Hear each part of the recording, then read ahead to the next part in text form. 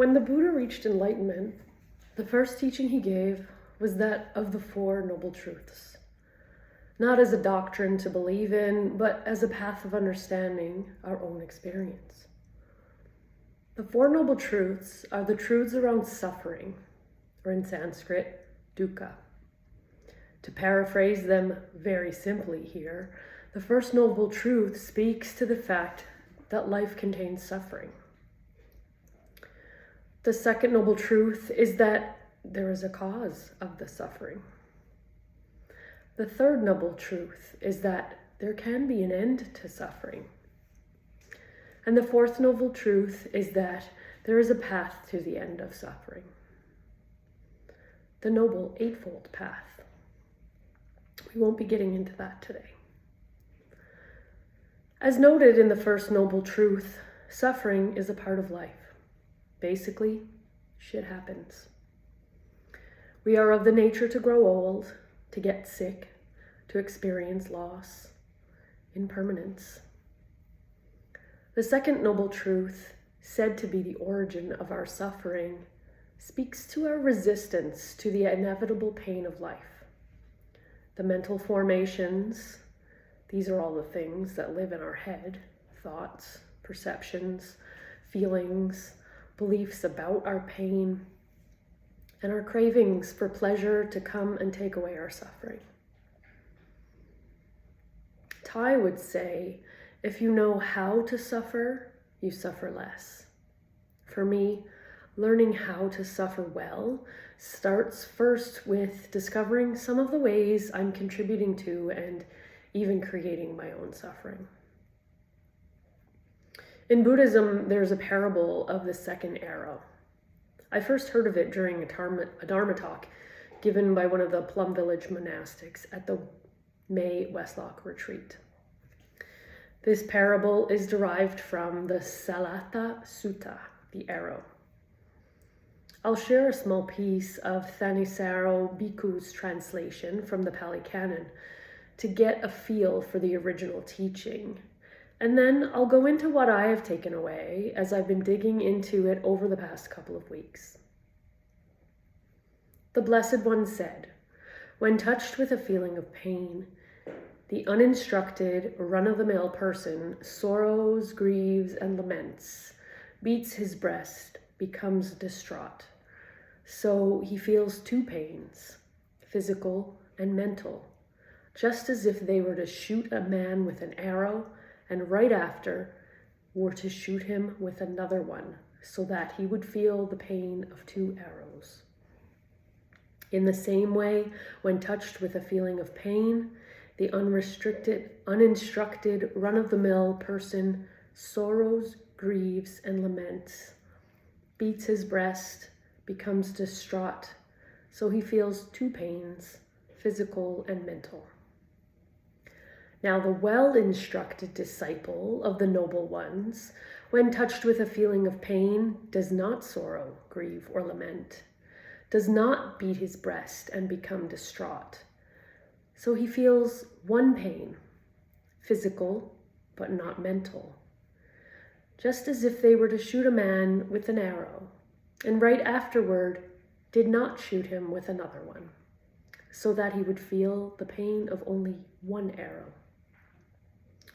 In the same way, when touched with a feeling of pain, the well-instructed disciple of the noble ones does not sorrow, grieve, or lament, does not beat his breast or become distraught.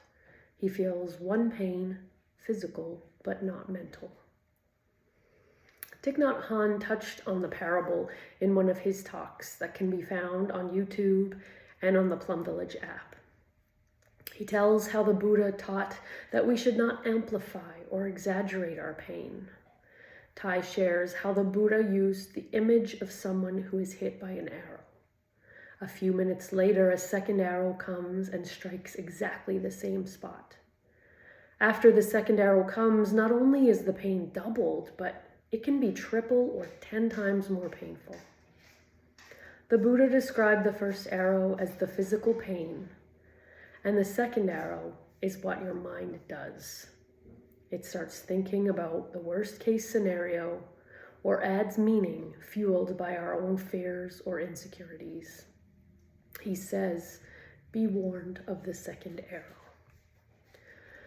The first arrow represents the unavoidable pain of life, the initial painful event, the shit that happens. And the second arrow represents the suffering we create through our reaction to it. And so we distinguish between pain and suffering.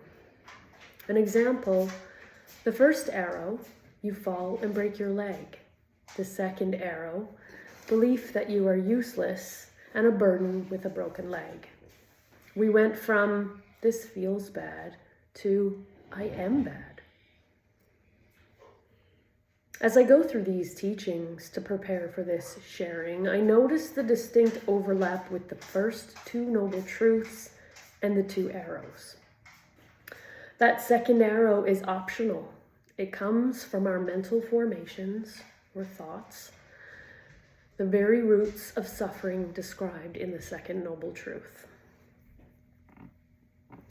It brings to mind a quote from Shakespeare's Hamlet. "There is nothing either good nor bad, but thinking makes it so." To me, this is saying everything is neutral until our perspective is applied. Buddhist teachings suggest that the origin of suffering, or dukkha, is craving. This craving isn't just about wanting pleasant things. It includes clinging, resistance, and aversion.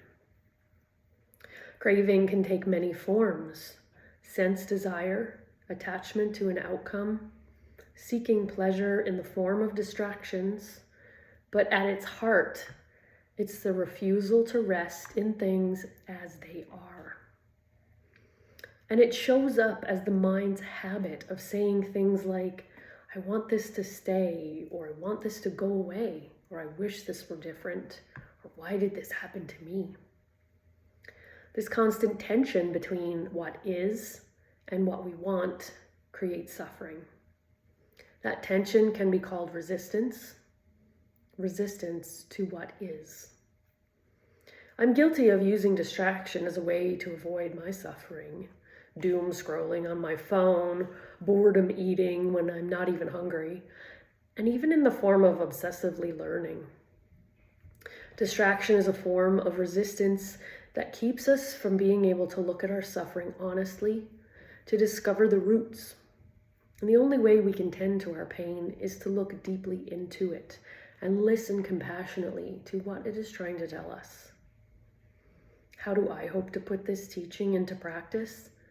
When something painful happens, can I pause and ask, what is the first arrow here?